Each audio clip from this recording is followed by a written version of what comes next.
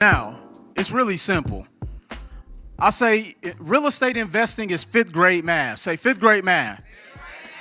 Let me tell y'all how simple this is. You find a property, okay? Here's the property. The mortgage is, let's say, $1,000. You just have to find a property with a tenant that will pay you at least $1,200. We're done. That's it.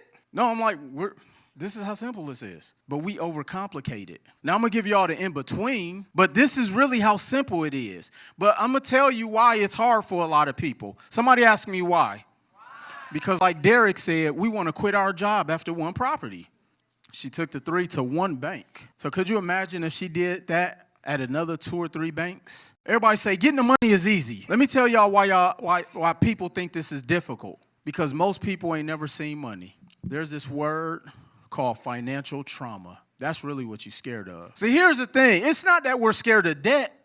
It's the fact that you don't get to use the debt for what you used to using it for. Trips, dinners, Balenciagas, all of the stuff that brings you no money. It look good, but so does my real estate portfolio.